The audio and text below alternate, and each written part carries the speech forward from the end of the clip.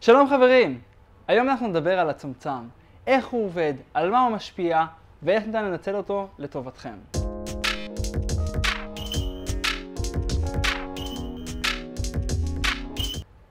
הצמצם זה בעצם טבעת שתפקידה לקבוע כמה אור נכנס מבעד לעדשה.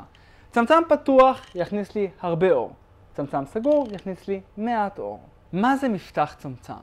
מפתח צמצם זה אותו מספר שרשום לכם בתוך המצלמה F4, F5.6, F8, והוא בעצם מבטא לי את היחס בין קוטר הצמצם לאורך המוקד.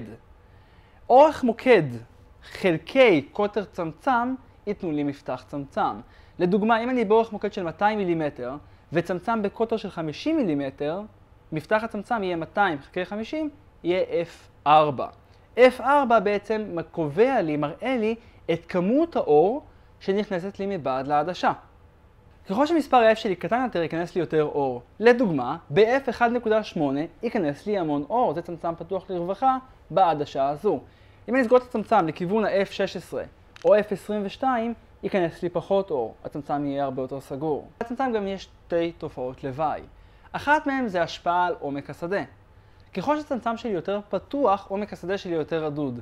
ככל שהצמצם שלי יותר סגור, עומק השדה שלי יהיה יותר עמוק. כלומר, בצמצם F2.8 אני אקבל נושא חד ורקע מטושטש, ובצמצם סגור, לדוגמה F22, אני אקבל גם את הנושא חד וגם את הרקע חד. ההשפעה הנוספת של הצמצם זה על החדות של העדשה. ככל שהצמצם יותר פתוח, ובדרך כלל בצמצם המרבי, העדשה טיפה תהיה רכה, טיפה תאבד חדות.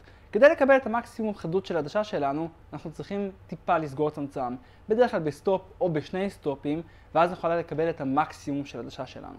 תחפשו באינטרנט סקירות ספציפיות על העדשה שלכם, ותראו מה הביצועים של החדות בכל צמצם וצמצם, ותדעו גם אצלכם מה הצמצם האופטימלי. מה הצמצם המרבי של העדשה שלכם? על העדשה רשום מה הצמצם המרבי שלה. בניקון זה בדרך כלל רשום למעלה, בקנון זה רשום בטבעת מסביב לאלמנט הקדמי של העדשה.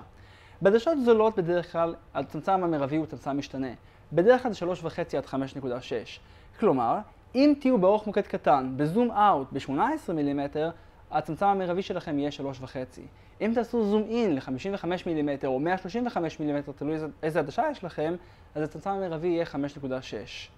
כלומר, הצמצם המרבי משתנה בהתאם לאורך המוקד שלכם. אם לא הגעתם לצמצם שרציתם, יכול להיות שאתם לא באורך המוקד המתאים. מתי נבחר להשתמש באיזה צמצם? צמצם פתוח יהיה לי שימושי כשאני ארצה לקבל תמונות עם עומק שדה רדוד, או כשאני בתנאי תאורה חלשים ואנחנו נצטרך מהירות תריס גבוהה יותר. צמצם אופטימלי נשתמש כאשר אנחנו נמצאים במצב של צריכים מקסימום חדות. כשאנחנו נמצאים נגיד נוף או פורטרט שאנחנו נרצה לקבל ממש כל גומה וכל נקבובית אור.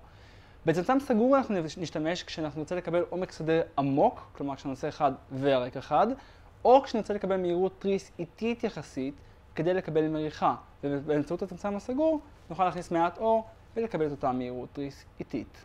לסיכום, הצמצם הוא אחד הכלים הכי חשובים שלנו בקביעת החשיפה הנכונה ובקביעת הקומפוזיציה בתמונה הסופית. תכירו את הצמצם שלכם, תדעו איך להוציא ממנו את המקסימום ותשפרו את הצילומים שלכם בהתאם. תעשו לנו סאבסקרייב, תגיבו למטה ואנחנו נראה אתכם בפינה הבאה.